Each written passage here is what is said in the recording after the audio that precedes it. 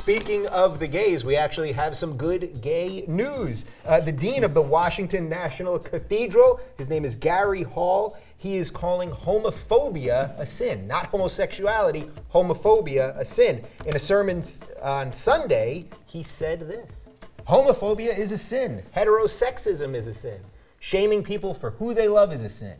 Shaming people because their gender identity doesn't fit neatly into your sense of what it should be is a sin. Only when all churches say that clearly and boldly and courageously will our LGBT youth be free to grow up in a culture that totally embraces them fully as they are. I mean, obviously, to me, this seems pretty great, and I think we have to give some props to the Pope. He seems to be turning things around in the religious gay sphere. That's a club, I think. This is all good, right? Amazing. Do we have any negative thing attached to this whatsoever? Pretty great. No. You could be Absolutely not. cynical, I suppose, and suggest that he's looking out on Sundays at the flock. This is the National Cathedral, so these are Episcopalians. Yeah.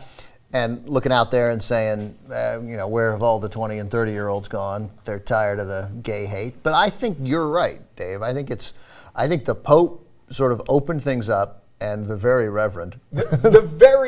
So can you explain what the very is? Because that's what they call him here in this. The very Reverend. He's just super Reverend. That's what yeah, that means. extremely. That's extra. Yeah, everything he does is Reverendy. He's very Reverendy. Yes. No, I get term given by a lot of religions use it. The Episcopalians give it to just senior priests. So it means he's an important dude, and a very important dude. And I think he heard the Pope, and I think he thought, I don't want to be left off this. He probably thought it for years, but you can't say it, or you risk the death of your own career. Of course, the Episcopalians here have been split for a long time because they made Gene Robinson, I think was his name, in Connecticut, a bishop. He was openly gay, for which caused this huge split between conservative Episcopalians and more forward-thinking people. So, but I think he heard the Pope and he thought, I don't want to be left out. This is the Pope, even though it's a different religion, has opened up a window where I think I can say this. Yeah, now the Pope, obviously he's Roman Catholic, so he doesn't directly affect the Episcopalians, but it all sort of sort of fits, right? Like we don't want to all of a sudden, like one thing Episcopalians had is maybe we're not as conservative as the Catholics. Now like, hold on. Yeah, exactly. What can we do to give the Pope and the very Reverend Gary Hall, what can we do to give them props? Because I think for the LGBT community, if you don't step up and acknowledge when things are actually changing, then they won't change. Exactly. No, I think this is so wonderful, especially when you have like these leaders that people look up to, and they really get all their knowledge almost from these people. Yeah. Certainly not the Bible, because I don't know. Everyone would be whores still. Yeah. So, old days. Yeah, So- I think it's great. I don't know how we give props other than talking about it, tweeting about it.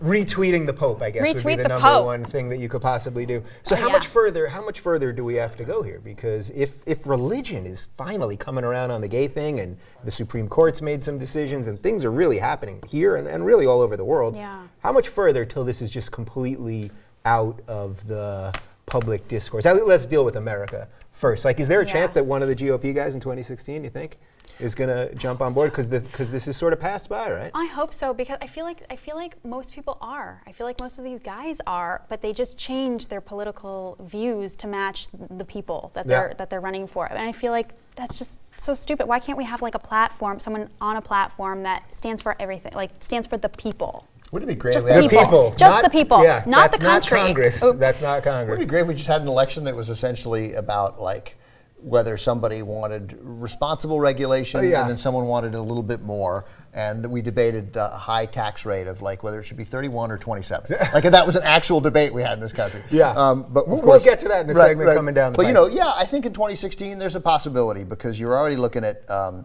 you wonder whether is Chris Christie, he's Roman Catholic, and maybe he is Chris Christie doesn't engage in hostile anti-gay talk, correct? I'm not 100% sure of that. He's not for gay marriage, which is very bizarre in Jersey, because it seems like the rest of the state is. And he is challenging the New Jersey Supreme Court's decision. Right. But he doesn't. That's kind of anti-gay. It is, but he doesn't he's engage in the rhetoric. So I mean, it might not be such a huge stretch if like what the Pope said influenced him, and he said, look, I'm against gay marriage, but but it's 78th on my list of things that I care about. Yeah. Do you think it's maybe because a fat guy doesn't want to make gay jokes? It just makes too, you know what I mean? It's too easy to make the, yeah. So I will say that anytime a major religion sort of starts coming out and lets somebody off the hook in this, to speak oddly of it, but says, you know what, maybe we should ease up on the gays. That basically means that it's bad for the Jews. Yeah. Because you got to place that hate. They're like, I guess we'll just, you know what, we'll just go back to hate the Jews. Yeah. No, that good old-fashioned hate. That always works. Everybody loves that. Yeah. So last thought on this. So what's next? If